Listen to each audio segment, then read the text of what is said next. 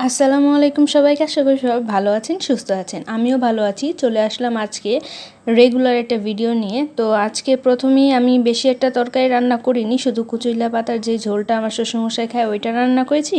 আর গতকালকের মুরগি তো ছিলই। তারপর রান্নাবান্না শেষ করে শাশুড়ি মা এখানে আমার জামা কাটার জন্য বসেছে। বিয়ে হয়ে যাওয়ার পর থেকে এখন পর্যন্ত আমি কখনোই টেইলরের কাছে জামা বানাইনি, শাশুড়ি মাই আমাকে বানিয়ে দিয়েছে। এই বছর অবশ্য যত আমার ঈদে পার্টি বা গর্জিয়াস যে ড্রেসগুলো ছিল ওইগুলো শাশুড়ি মাই বানিয়েছে। অন্য অন্য সময় টেলারে দেই, কিন্তু এবার উনিই বানিয়ে দিয়েছে।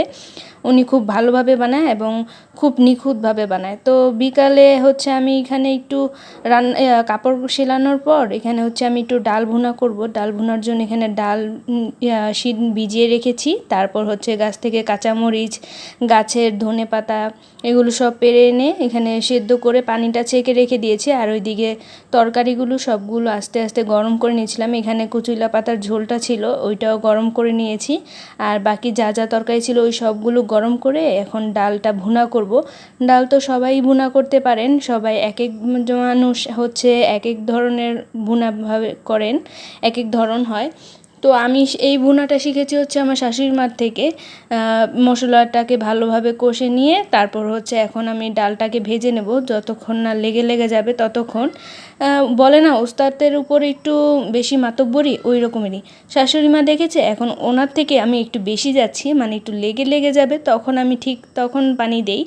তো এখানে ভালোভাবে ভেজে নিচ্ছিলাম। যতক্ষণ না ডালটা ভালোভাবে ভাজা হচ্ছে ততক্ষণ ভালোভাবে ভেজে নিচ্ছি। তো ওইদিকে আমার হাজব্যান্ড আবার চলে এসেছে, ওনার আবার শরীরটা একটু বেশি ভালো নেই।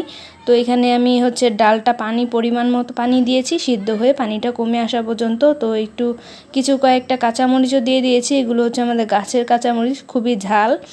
তো এই জন্যই অল্প কিছু দিয়েছি। ডালে আবার অবশ্য বেশি ঝাল হলে বেশি একটা ভালো লাগে না। তারপর হচ্ছে আমার জামাই মশাইকে, শ্বশুর মশাইকে, তারপর আমি নিজে আমরা একটু ফ্রাই করে খেয়েছি।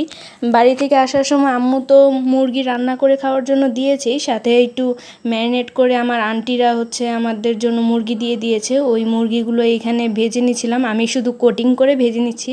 আজকের কোটিংটা একটু বেশি ভালো হয়নি, কেন যেন মনে হচ্ছে মশলার কারণে হচ্ছে একটু কালচে দেখা যাচ্ছে। তো নেক্সট টাইম দেখা যাক ভালো হয় কি না।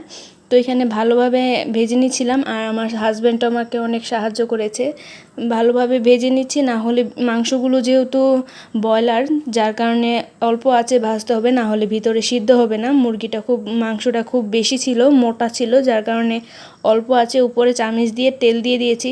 আর গরিব মানুষ ভাই, তাই অল্প তেলেই ভাজছি, এভাবে চামিচ দিয়ে ছিটিয়ে ছিটিয়ে। তো ভাজা শেষ। এই তো ছিল আজকে আমাদের সকাল থেকে টুকিটাকি কিছু খাবার আর রান্না বান্নার ভিডিও। তো এখানে তো আমরা এখন খাওয়া দাওয়া করব। এখন হচ্ছে একটু লেবু কেটে নিয়েছি, লেবু কাটলে একটু ভালো লাগে।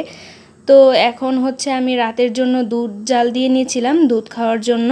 সবাই আমরা দুধ খাই যা প্রতিদিন, ওই রুটিন অনুসারে দুধ জাল দিয়ে নিয়েছিলাম। তো এই ছিল আমার আজকে ছোট্ট একটা ভিডিও। সবার কাছে কেমন লাগলো ভিডিওটা অবশ্যই কমেন্টে জানাবেন। আল্লাহ হাফেজ।